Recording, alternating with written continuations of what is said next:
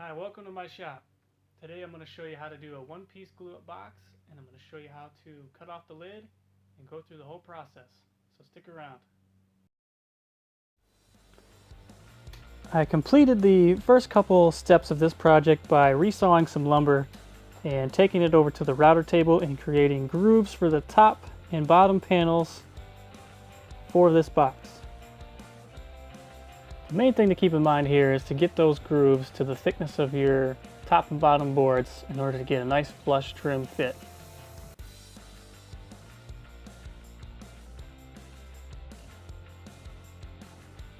Next up, we move over to the miter saw and cut the framework for the box.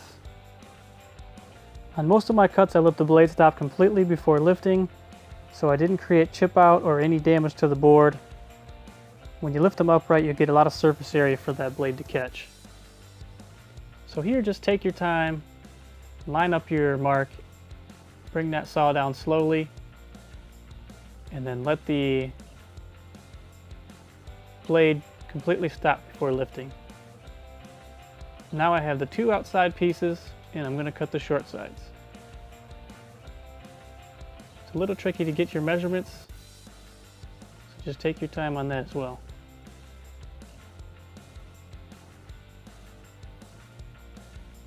And next I set the framework for the box up with the bottom piece, and I'm going to use a couple clamps to hold it down in order to get the measurement for the top of the box.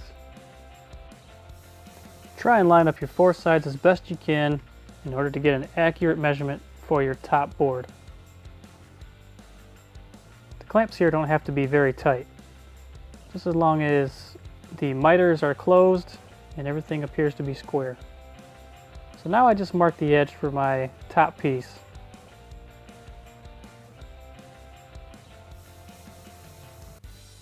Next I take it over to the saw and rip it down.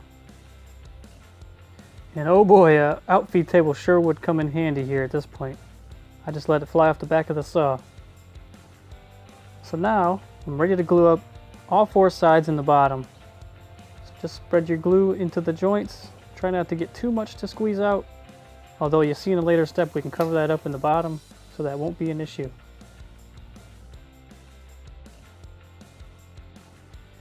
And now I set in the top piece of the box, which will eventually create the top lid, and then it's time to clamp it all down.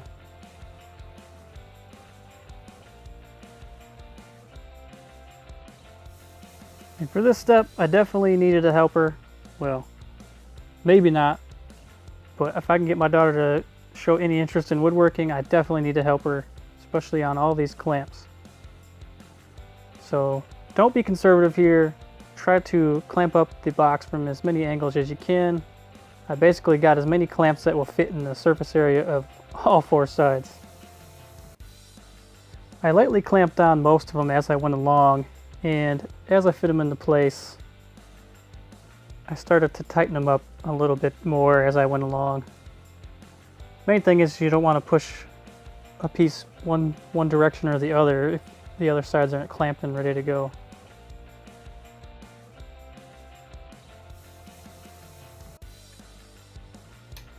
Now I'm almost to the point where I'm done gluing it up. It appears my daughter may have lost interest at this point, but that's okay, we almost got it. And by way of magic, it's already dry. It's crazy. So now it's time to take this contraption apart and see what we have. Just wondering at this point where my daughter went, because I'm wondering who's going to put all these clamps back.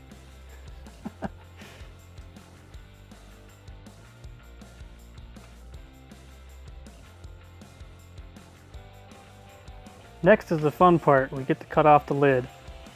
One thing to keep in mind here is you can see I added an auxiliary fence that was taller in order to accommodate the tall end of this box. If it's much bigger or taller, you definitely want to use a system that slid over your fence in order to ride along with your fence in order to keep it from becoming unsafe.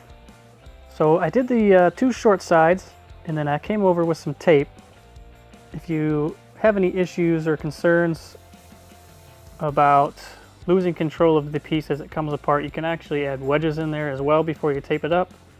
But I thought because this box was very small and easy to handle, I wouldn't have an issue with it, and the tape actually held very well. So now that I have those two, I'm going to run it through the long sides and just keep it tight to the fence and take your time.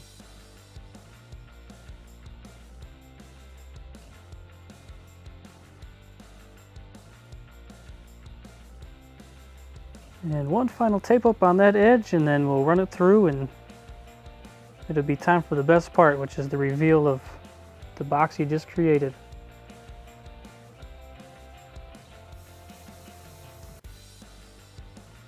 And there we go. Let's take that tape off and see what we have.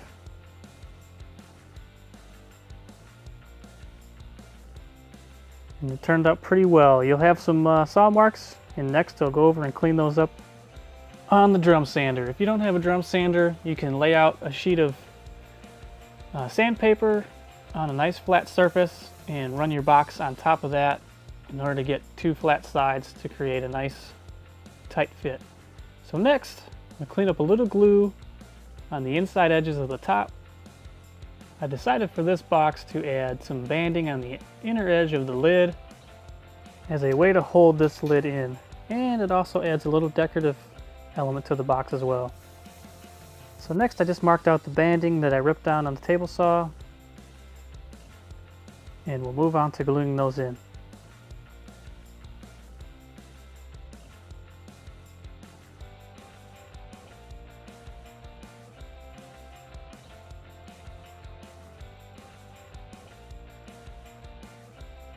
Just keep in mind here, after I glued these up, I did have an issue with the lid being a tight fit. You want to leave a little room for this lid to move around just a bit. And nothing fancy here.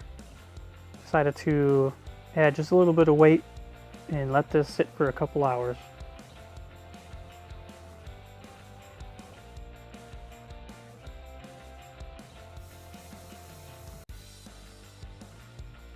I gave it a light sanding, and then it was time to spray on the finish. Here I'm using a spray-on poly.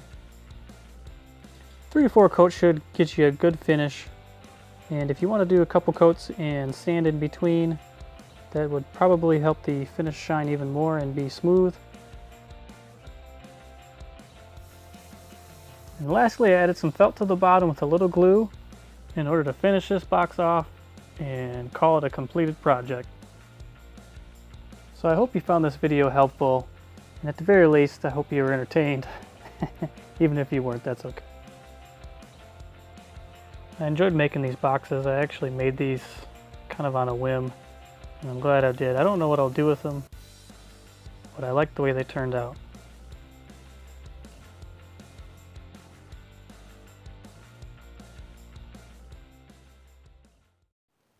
So thank you so much for watching. My goal of my channel is to both inspire and entertain, and I hope you gained some knowledge from this project today. If you'd like to be updated on alerts in the future of new videos, please subscribe down below.